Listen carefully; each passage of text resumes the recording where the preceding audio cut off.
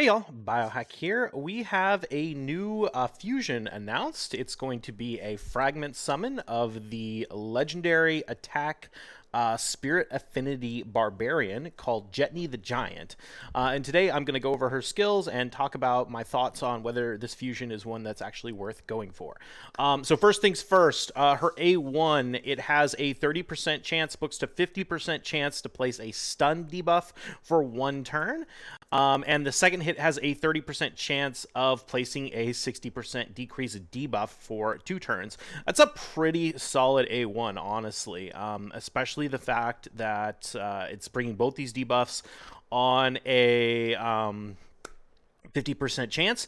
I think this might also be one of the cases that Saf from HH Gaming was talking about, where you can have 2 conditionals on an ability, which means you can double proc artifact sets. So if you did put her in like a toxic set or a provoke set or a sleep set or whatever, she would get 2 chances to proc this on the A1, which is kind of interesting. Although I'm not 100% sure about that. But the fact that each ability has sort of 2 different effects to it, or each different hit has 2 different effects to it, does imply that it would work like that.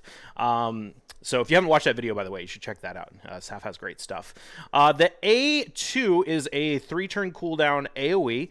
Attacks all enemies, ignores 20% of each target's defense, and has a 75% chance, books to 100, of placing a 60% decrease defense for 2 turns. It does have this extra ability on it that if it is in, or she's in a team with Alsgore Crimsonhorn, who has not been released yet, and we know nothing about that champion, then this ability will become irresistible.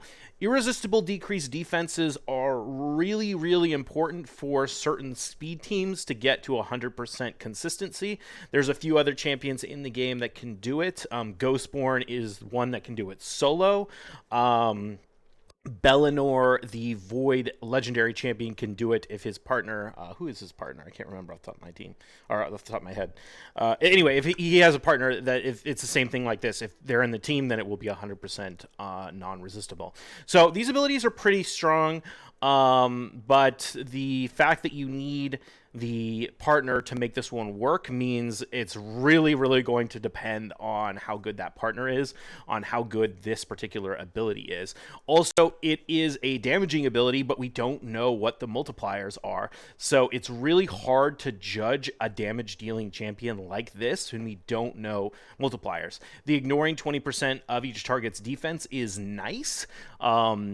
It's not 100% though, and they're still going to be left with a lot of defense left over.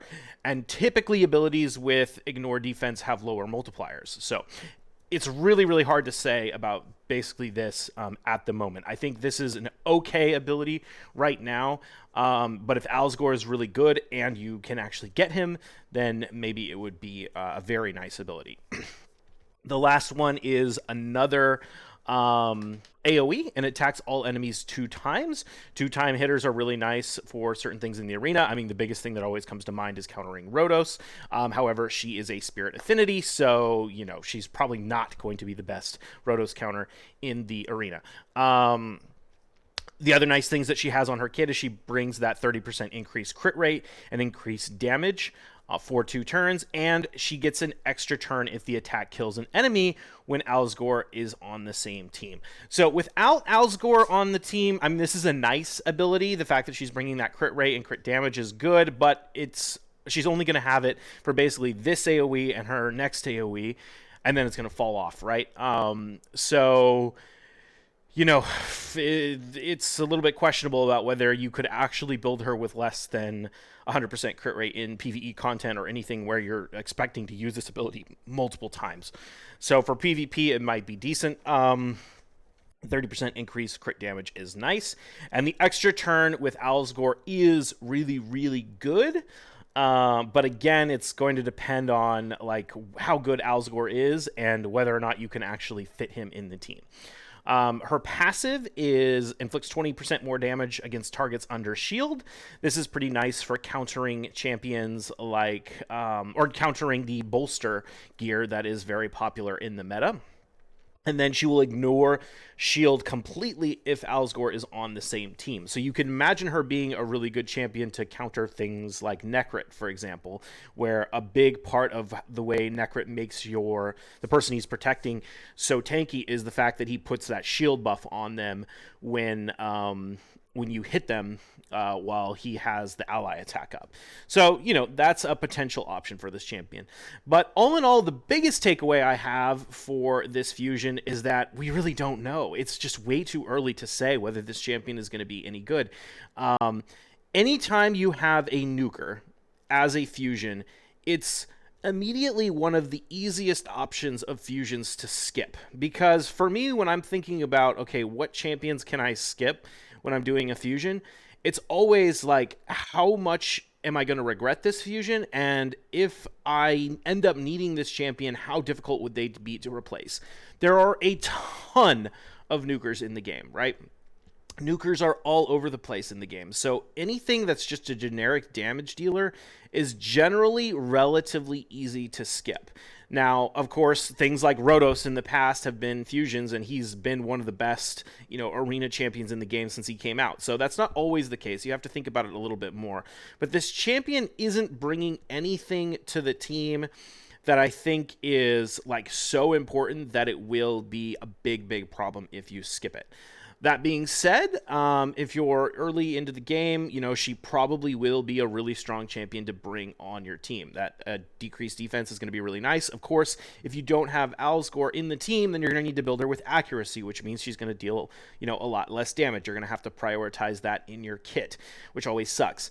The other thing that's a big limitation of this is polymorph is super popular in endgame arena, right? And if she puts that decreased defense up in arena, she's going to get sheeped. Now, I imagine most of the time you're going to open with the the A3 as your initial nuke.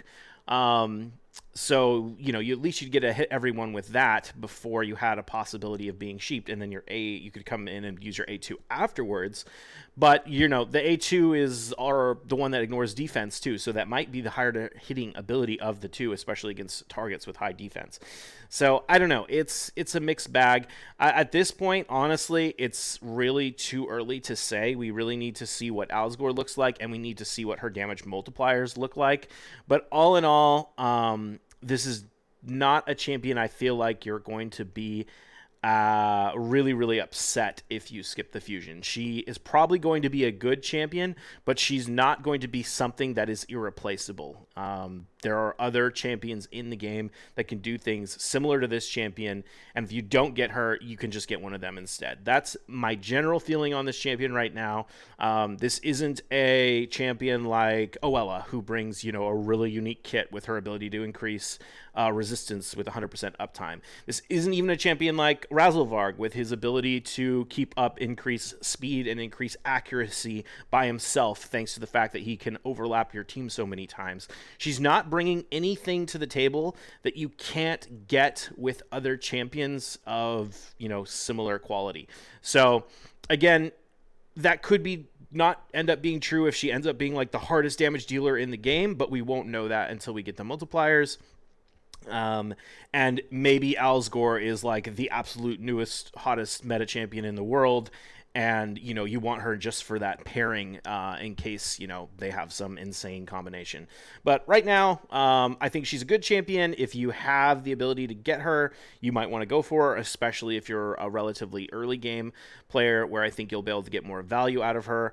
On my endgame account right now, I'm not sure if I'm going to go for this champion. I might go for her, but even if I go for her, I'll probably just put her in the vault and never use her, to be honest. Like, she's not bringing anything to the team that I don't have better versions of somewhere else. So I guess maybe if I wanted a spirit nuker, I could go with her, but I already have Yannicka and like a bunch of blessings on Yannicka, and I don't even use her. So I don't know. And Yannicka also, counters shield even better than this champion does.